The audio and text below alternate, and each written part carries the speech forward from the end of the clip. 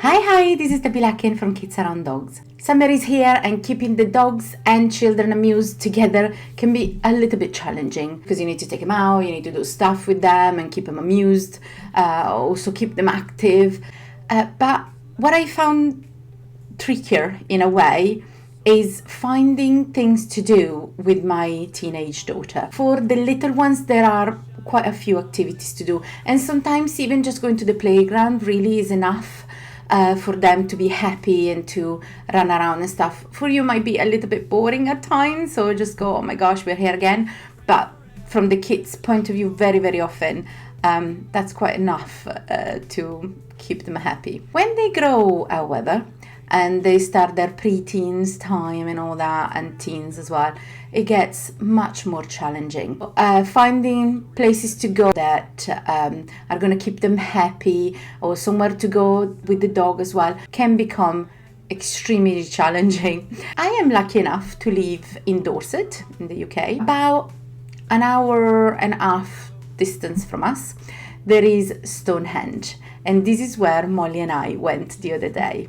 Stonehenge is, for those of you who don't know, a bunch of rocks that nobody can quite explain what they're for and how they got there. However, there are some informations that we have, the historians and archaeologists have found, and one of them is that the rocks, well, the stones, I guess, Stonehenge, were put there between 4,000 and 5,000 years ago. There are some discrepancy between the internet and even their own location themselves. So some signs were saying 4,500 years ago, some signs were saying 5,000 years ago, the internet says 4,000 years ago. So obviously there are still things we don't know, and very much so. One was what were they used for. There are some beliefs that they were used as like a calendar. Some people believe it's like a temple where people go and pray. There are some different ideas as to what the point of Stonehenge. And then, of course, how were they built?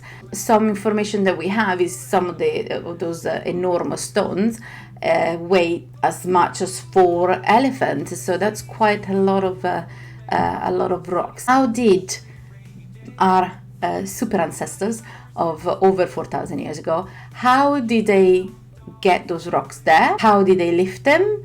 And again, why in that particular shape? So a lot of mysteries around that. Some people believe they were aliens. Aliens brought them there from wherever. Some of the stones are apparently from Wales. I don't know how they worked that one out, but there you go. It is believed that the location in itself was chosen because at the time there would have been a lot of density in the forest around it. But that space seemed to have been in the middle of nowhere. There is like nothing around for a bit. So it is believed that that place was chosen because of the kind of meadow they created. And also there are some like burial grounds around. There are kind of like little hills, little mountains kind of thing. And that is where they found remains of people. So they've worked out that those are effectively burial ground. Like I said, many people have different beliefs on how and why the stones are there. And I have my own theory, which obviously Molly makes fun of, and possibly you will be too. There is such thing as time traveling, and someone in the future, in a very distant future, is laughing their heads off thinking how we are trying to work out where those things are coming from and why. Well, someone in the future went, oh, I know what we're going to do. We're going to go back, right, in time, put those things there, and then just watch how humanity goes nuts trying to figure it out. That's my favorite, actually, logic, because it is something quite kind of evil in a way, but fun to do. I don't know. If I did have a time machine, maybe I would do that. I don't know. I don't have one, nor do I know how to build one. But hey, could be. So what's your theory on why Stonehenge is there and how it got there? I'd love to know. Write it in the comment. So Molly and I went there. We didn't bring Winnie because we weren't quite sure of the dynamic of Stonehenge. I have visited Stonehenge about 15 years ago when I was pregnant with Molly, and it was very, very different from what it is now. At the time, there wasn't a welcome center as it is now. There wasn't any restaurant, anything like that.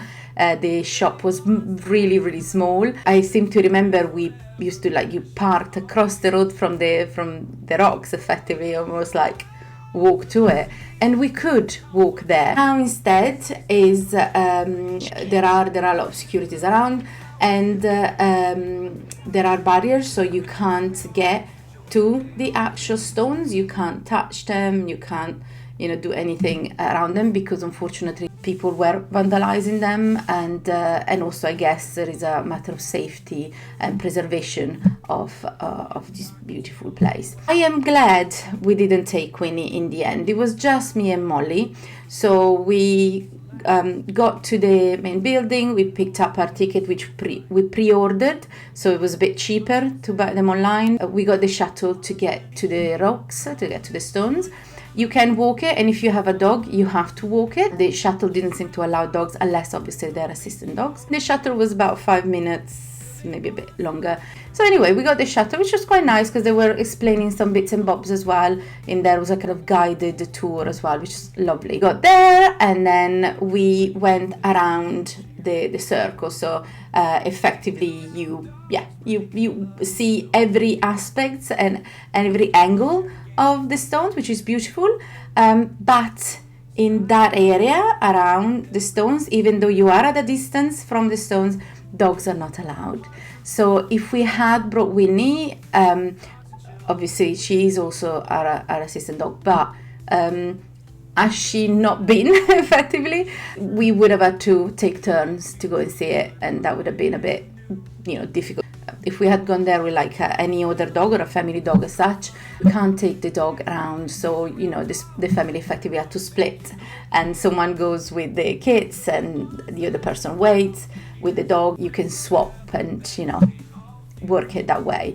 Obviously, it works really nicely as well, and it's still a lovely day out as a whole family with the dogs too. But yeah, you have that little bit of a challenge. There are benches, so just outside the first bit of to kind of see the stones more up close. There are benches there, so you can sit there while you wait with the dog. There are some bits on the walk to get to the stones that you should be mindful. There is some livestock. We saw some sheep and cows, and I think that was it.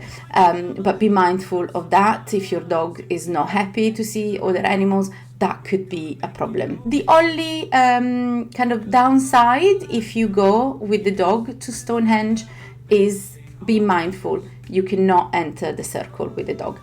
Having said that, if you still want to take some lovely family photo together, you can do that where the bits at the entrance, so before you're not allowed to go with the dog, the stones are there, so they are a little bit of a distance, but you can still get some lovely family photos with the stones behind you. So it's still a lovely thing to do. And like I said, there is security, and they were all very, very friendly. So I'm sure one of the workers there could even take a family photo for you with the doggy included, which is obviously always a plus. After your visit to the stones, you can have a look at the exhibition of hats, which show how our super ancestors used to live. There is a doggy there. You see the dog in the backyard. Check out those memory foam mattresses, eh? Woohoo, rock and roll. They have birds' nests in the ceiling. And lots of spider webs. I think a little visit to the gift shop is a must. They had some really cool things, some definitely overpriced, but yeah, really good fun having a little look around. The best thing we saw was the chocolate shaped like Stonehenge, so it was really good fun. So if you go there with your kids and the dogs, it's a great day out. Enjoy your time with the kids. See if you can get a little bit of English culture, or maybe alien and magical culture in there. I don't know. Thank you very much. I hope you enjoyed this video, and follow us for more fun. I was looking for a rock that would be a cool rock, the coolest of them all, and I found it. Those are all the other ones, and then there is that one.